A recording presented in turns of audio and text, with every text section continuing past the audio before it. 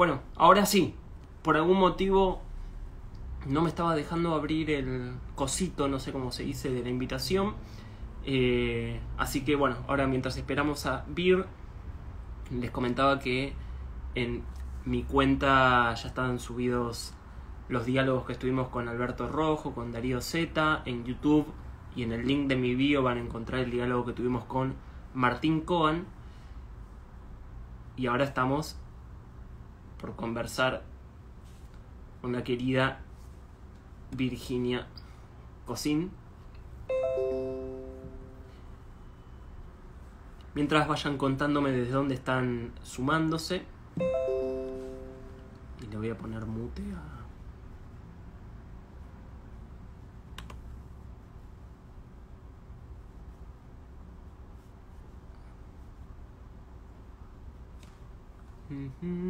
¿En dónde dicen? En YouTube. Ahí fue donde tuvimos la conversación con Martín. Y ahí va, en el link de mi bio vas a encontrar el link exacto para sumarte. Ahí se emitió Vir. Esperamos su invitación. ¿Desde dónde están leyendo? Les leemos. Vi que ahí saludaban desde Paraguay, desde Buenos Aires.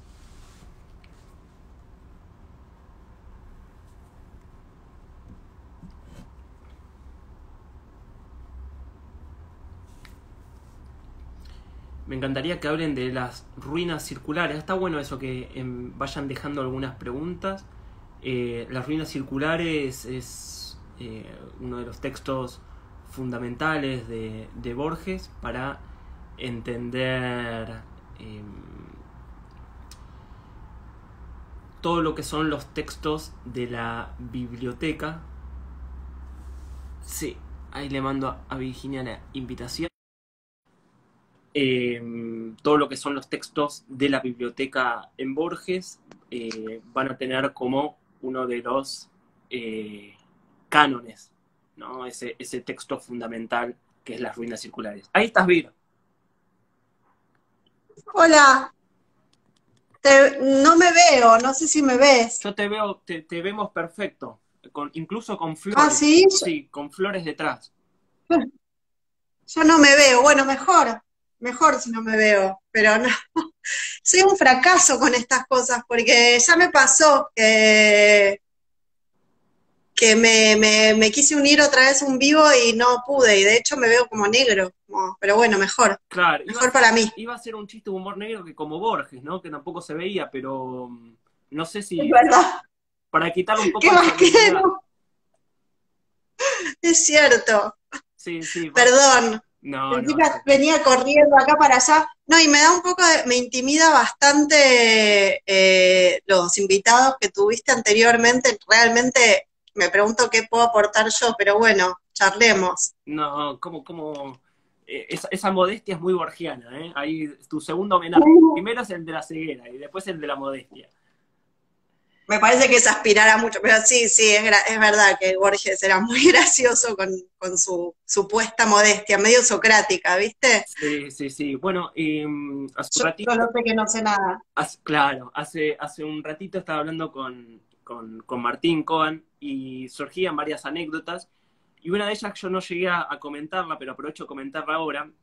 Estas maneras elegantes de desairar que tenía él, ¿no? Y una de ellas la cuenta Sí, total. el turco Asís, Jorge Asís, que dice que Asís, bastante compadrito en su época de periodista en Clarín, ¿no?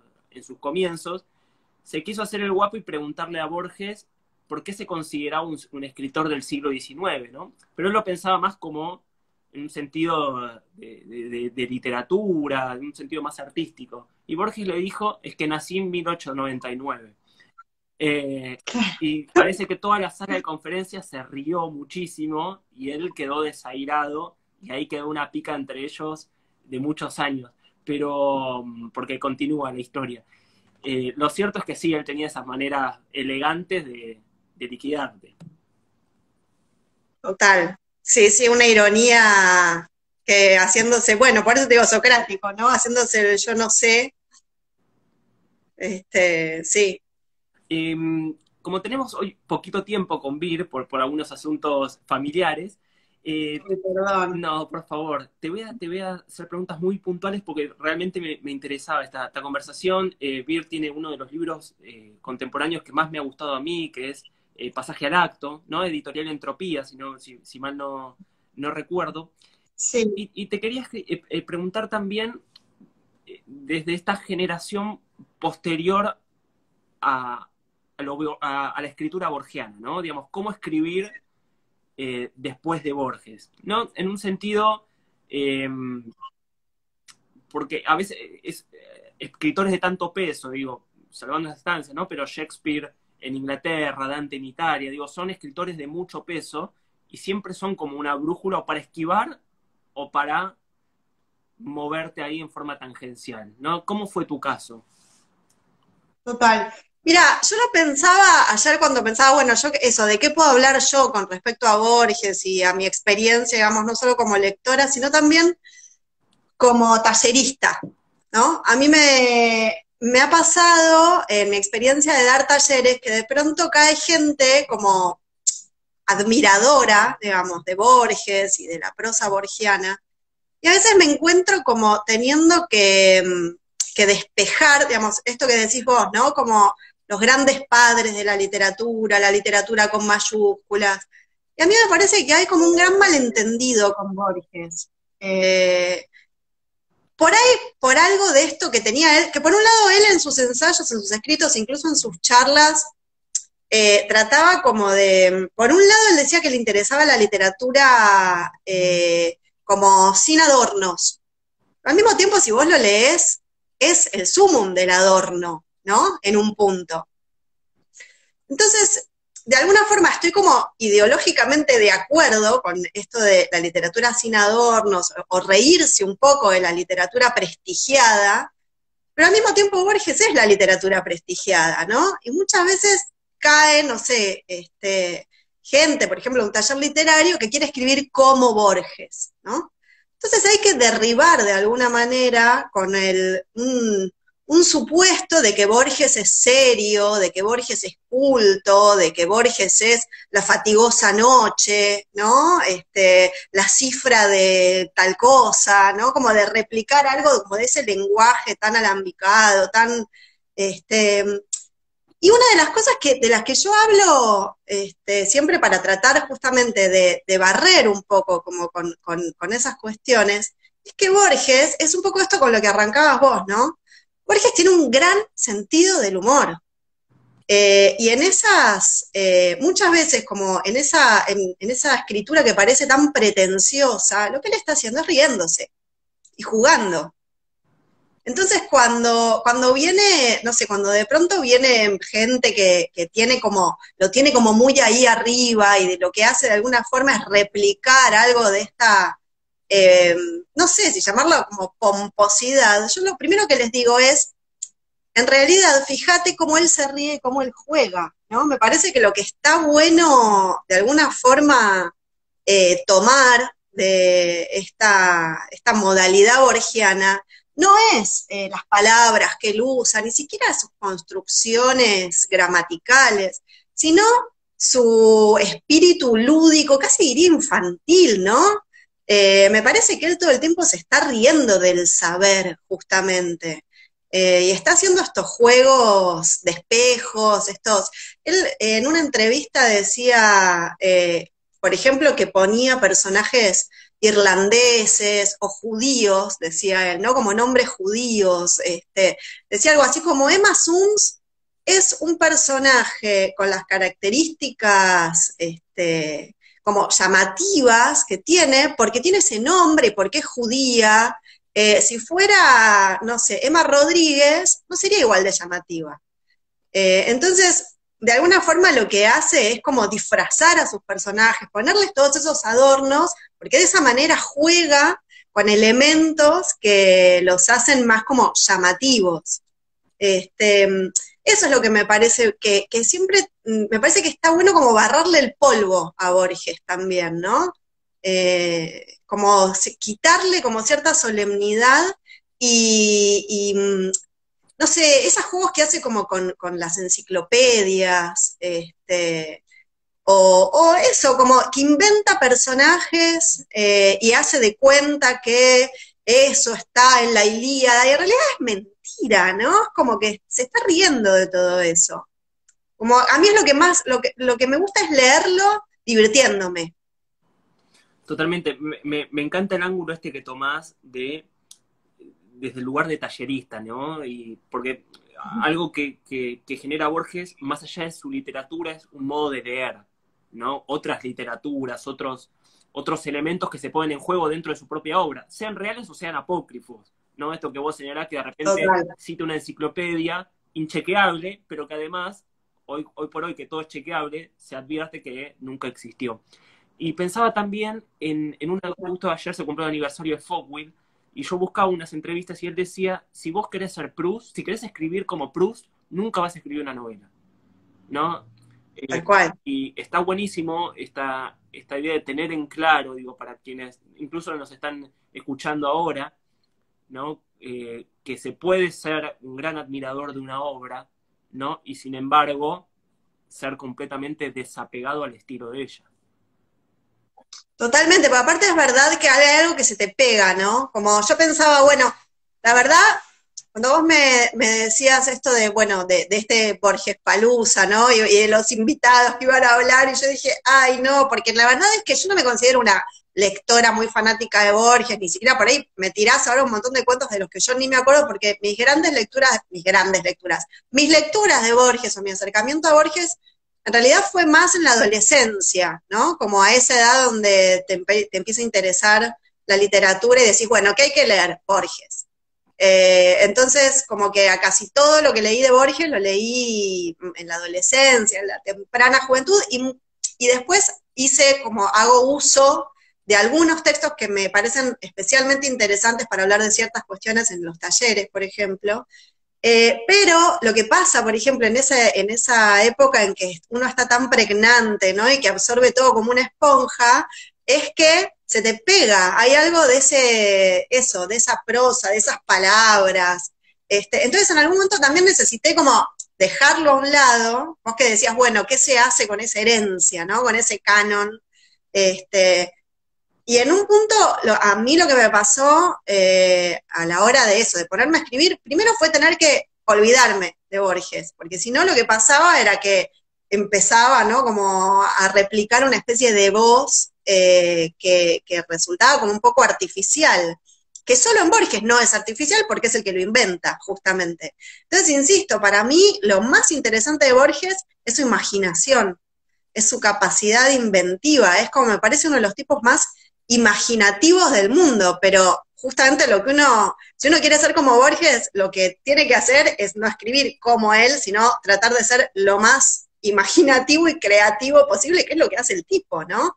Agarra como de 10.000 mundos posibles, para mí es un gran montajista, Borges, ¿no? Como que lo que hace de manera magistral es recortar de distintos planos, desde, no sé, gramaticales, sensoriales, imaginarios, reales, de todos los planos que se te pueda ocurrir, es como si recortara y volviera a pegar en otro plano, ¿no? Es lo que hace con las listas.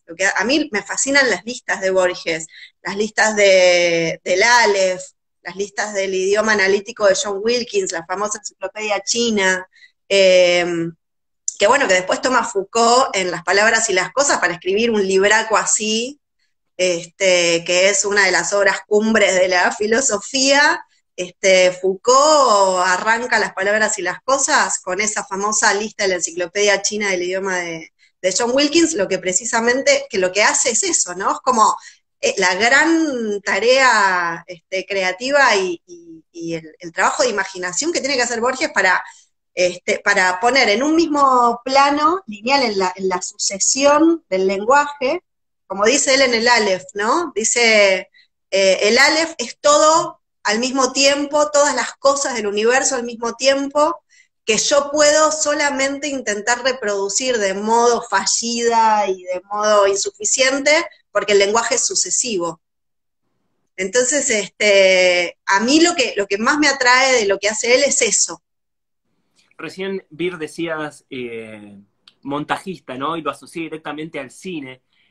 Bueno, se han hecho algunas películas, sobre todo muchos años atrás, en el cine nacional, a partir de Borges. Se lo ha tomado desde ángulos...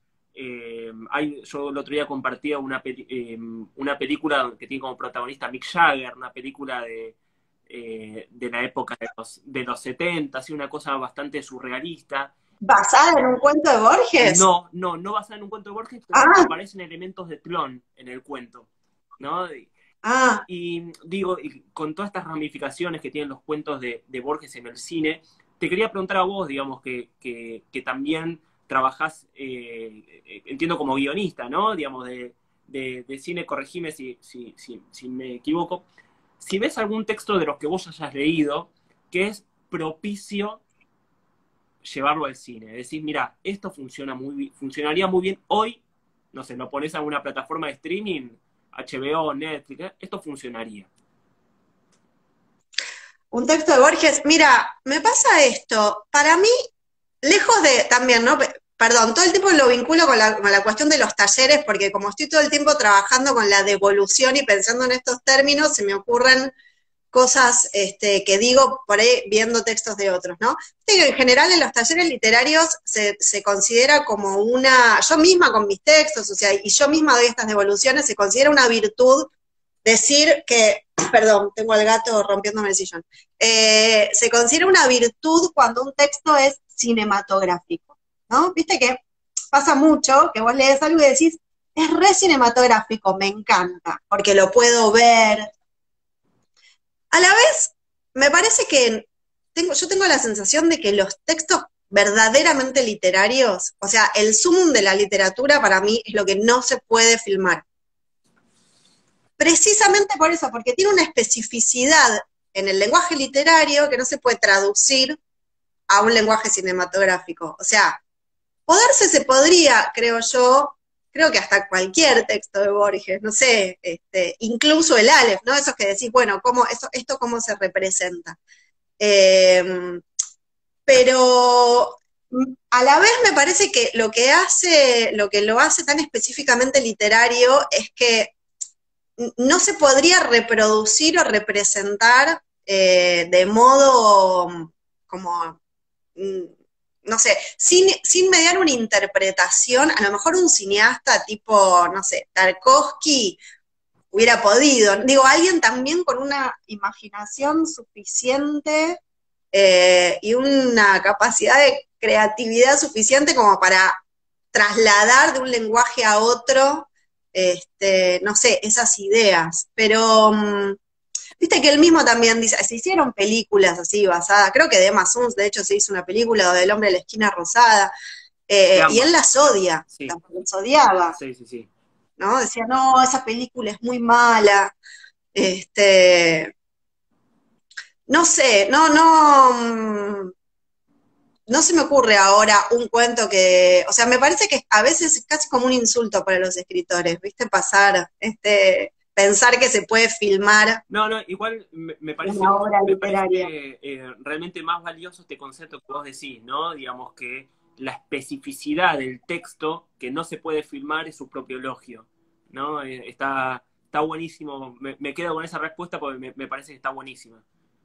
Un poco se lo robo, o sea, más que afanárselo, se lo escuché decir a un escritor que a mí me encanta y lo dijo de una manera que yo dije, ay, tal cual, estoy totalmente de acuerdo, que es Jonathan Safran Foer, que es un escritor norteamericano, que tiene un cuento, un cuento que se llama Sala tras Sala, que me parece que es como una especie de cuento con herencia borgiana, que es también, ¿no? Como imposible, si vos decís, bueno, ¿cómo filmaría esto? Es imposible.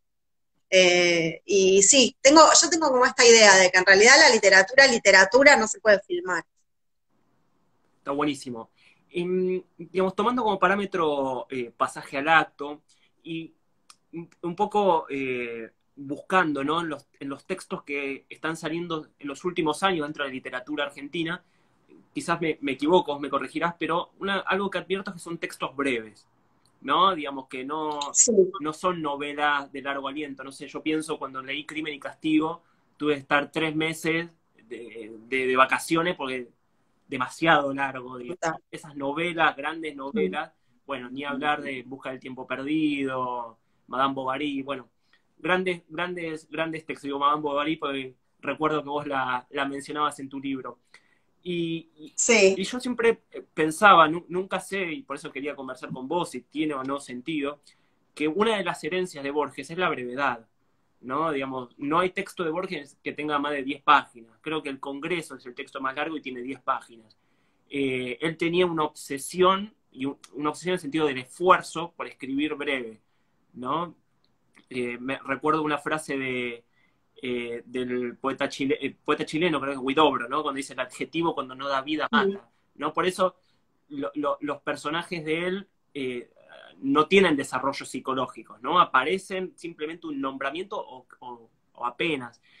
Y quería preguntarte a vos si advertís algo de eso, ¿no? Digamos, primero si hay una brevedad o como un consenso en la brevedad entre la literatura que se está creando y si tiene que ver también en algún aspecto con eso. Yo creo en realidad que la brevedad igual no toda, ¿no? Pero sí hay una tendencia a lo fragmentario y y a escribir cortito. Justo hay un libro de Tamara Kamensain que publicó hace poco que se llama Libros Chiquitos, que habla un poco de eso y empieza ella hablando de la dificultad que tiene para escribir largo. Como que el Ampersand, que es la editorial que le encarga el libro, le propone escribir un libro para ellos, y ella dice, uy, ¿cómo hago para escribir un libro que tenga más de 60 páginas? Yo no sé hacer esto, porque además es poeta, ¿no? Yo creo que tiene un poco que ver con lo contemporáneo y con esto que decís vos, que tiene que ver como con los tiempos y con la diversificación, y con algo que Borges de alguna forma, viste que él es como una especie de visionario, el tipo inventó Internet antes de que Internet existiera también. Y con esto justamente de que no se puede dar cuenta de nada, digamos, una novela es una totalidad. O tiene siempre como, o en un momento, o en sus orígenes, digamos, la novela, que al toque de inventarse ya estuvo en crisis, por otro lado, la novela nació con pretensiones de totalidad. Eh, y me parece que Borges se apiola rápidamente de que las pretensiones de totalidad tiene algo a su vez también de totalitario. Eh, Esto es algo, no sé, de lo que hablan Barthes, Blanchot, ¿no? Como los estructuralistas franceses. Eh, y yo estoy de acuerdo en eso, me parece que yo solo, acaso, perdón, hago una autorreferencia y hablo de mí como en eso, en las dos novelas que escribí. Yo no puedo pensar en términos de una novela argumental con una estructura más clásica o tradicional, sino que tengo que pensar en novelas estalladas, rotas de alguna forma, como donde los agujeros estén presentes también, los silencios, parece que es la única forma, por lo menos más contemporánea, no sé si la única, digo, uno puede replicar las formas antiguas también o tradicionales de la novela, pero me parece que cada vez más y post-contemporaneidad, sabemos que esa totalidad es imposible, que no existe, que no se puede dar cuenta de todo, ¿no? Y me parece que lo que Borges hace con esta obra, digamos, fíjate que también uno podría juntar, qué sé yo, todos los cuentos de cada uno de sus libros. No sé, yo hablo del Aleph porque es el que más, como el que tengo más presente, el que más me partió la cabeza. en realidad todos hablan más o menos de lo mismo, ¿no? El tiempo, la circularidad del tiempo, la multiplicidad en el universo, no sé, como son esos temas, el doble, ¿no? Como en realidad uno podría separar y hacer como una compilación de cuentos por temas, y siempre vuelve a los mismos, y en realidad lo que hace es darles como, ponerles distintos personajes, la traición, ¿no? Otro tema borgiano. Digo, me parece que en realidad son como hoy podríamos juntar varios textos de Borges y decir, esto es una novela, ¿no? Como que también, ¿qué es una novela y qué no hoy? No está muy claro. Hay incluso libros de cuentos, no sé, El nervio óptico de María Gainza, se publicó lo publicó Mansalva como un libro de cuentos y Anagrama como una novela. ¿No? Como que decís, bueno, hoy en realidad lo contemporáneo también lo que tiene es que no se sabe muy bien, ¿no? Los géneros están como degenerados. Cuando Borges escribía, tenía que decir, no, estos son cuentos, yo no escribo novela. Pero quizás hoy Borges podría publicar una novela. Está buenísimo esa idea. Pienso también en el contrato de lectura actual del lector, y no me refiero solo a la plataforma literatura, plataforma libros, sino periodismo, digamos, donde el punto en común es la brevedad. Fíjate, el punto común es el clic, ¿no? Todo lo que va mucha imagen, poco texto y velocidad. Entonces, digo, está buenísimo pensarlo así también como una anticipación de los modos de lectura que van a venir, ¿no? Total. Barthes, que yo soy también como medio fan de Barthes, y en la preparación, en un libro que se llama La preparación de la novela, que en realidad es uno de los cursos que él daba en el Collège de France, empieza hablando de la novela, digamos, o de la escritura de la novela, con toda la primera parte hablando del haiku. Y dice que el haiku, que también Borges era, ¿viste? Borges no solo escribió haiku, se le encantaba el haiku, yo creo que precisamente por esto, y Japón, ¿no? Los japonés, sabía bastante de japonés, sabía contar en japonés Borges. Y Barthes dice que la forma breve del haiku atrae el ojo hacia la página. Y además decía que un haiku era una novela en miniatura. O sea que en realidad uno puede contar eso, el universo en 3 versos. Totalmente. Bueno, esa era la idea. El tema es que, bueno... Sí, perdón. No, sí, decime. No, que... No, digo que el tema es que a veces no hay que confundir, digamos, como esa brevedad, esa capacidad de síntesis tan maravillosa, no sé, del haiku o de un cuento de Borges, con fiaca. Porque también la verdad es que me parece como un síntoma de época, que un poco es la fiaca. Sí, es lo como mismo. Ojos, ¿no? Es lo mismo que en defensa del surrealismo uno escriba automáticamente y piense que todo es publicable, ¿no? Digo, de la escritura automática. Exacto. Pasó mucho con la poesía también, ¿no? A partir de la poesía de los 90, que bueno, cualquier cosa es poesía. No quiero decir maldades, porque después me dicen que soy mala, pero, qué sé yo, sí, como tampoco es que cualquier rejunte de textitos es una novela, o que la forma breve de por sí ya, no sé, es atractiva. Y en eso yo creo que Borges también es interesante, porque si es que era algo como escritor, era también algo como lector, ¿no? Y cuando él queda ciego, lo que va a perder es su capacidad de leerse, es decir, su capacidad de corregirse. Por eso, lo hablábamos con Martín Coban hace un ratito, los textos posteriores a los años 40, es decir, cuando él queda ciego a partir del 55, 56, va a tener otra impronta, más oral, más sencilla, ¿no? Pero ahí está la importancia de corregirse, y él se corrigió hasta en las obras completas, editó sus poemas. Poemas de los años 20 le agregaba cosas, le sacaba cosas, es un desastre, ¿no? El mejor de los sentidos. Totalmente. Mira, hay un ensayo que está en el libro La carne viva de Pablo Mauret, que publicó Mar Dulce, que te lo recomiendo si no lo leíste. No. Un ensayo sobre Borges que escribe Pablo, muy interesante, porque viste, Mauret tiene dos libros, o Moret, perdón, lo estoy diciendo mal el apellido, Pablo Moret. Tiene dos libros. Uno se llama el sentido olvidado, que es sobre el tacto, y el otro es La carne viva, donde en realidad profundiza un poco los temas del primer libro, sobre el tacto. Y en este ensayo sobre Borges, Moret dice algo así como que el Borges, a partir de que Borges se queda ciego, sus textos empiezan a ser mucho más sensoriales. Porque más sensoriales y además eso, como más táctiles. Cita varios poemas, no tengo el libro acá a mano, lamentablemente, pero cita varios poemas en los que hay como una referencia a lo, y donde se vuelve casi una cosa medio erótica, porque nada más erótico, digamos, que es aquello que no se puede ver, pero que se necesita tocar, ¿no? Y me parece súper interesante eso también, cómo cambia la impronta de los textos de Borges a medida que va como perdiendo la vista, ¿no? Porque además es súper sensorial, o sea, le da mucha importancia a la sensorialidad, justamente. Sí.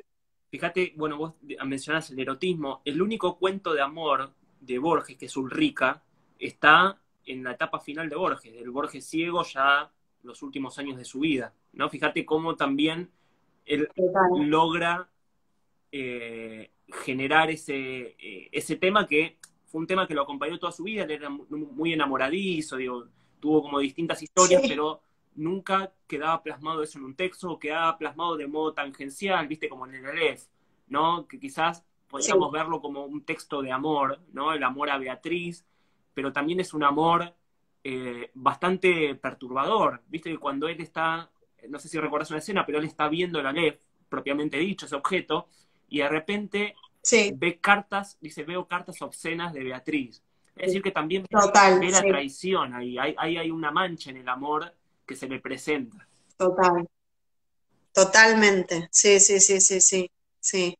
Sí, es un gran tema, ¿no? El tema de que no le daban bola al pobre Borges, las mujeres. No.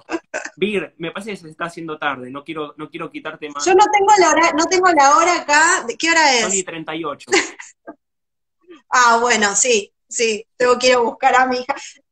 Hace 5 semanas que estoy clavada en mi casa sin hacer nada y hoy se me abrió un poco el panorama y tengo que hacer cosas.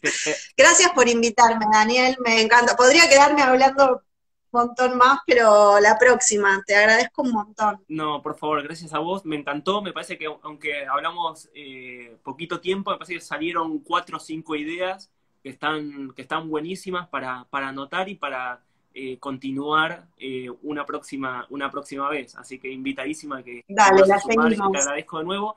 Y a los que vayan a sumarse ahora, en un ratito, a las 7 hablamos con Eugenia Cicalvo y a las 8 con Santiago Yach. Así que bueno, tenemos 2 bandas más en este Borges Palusa. Genial. Gracias, Vir. Gracias. Suerte. Chao, Daniel. Nos vemos.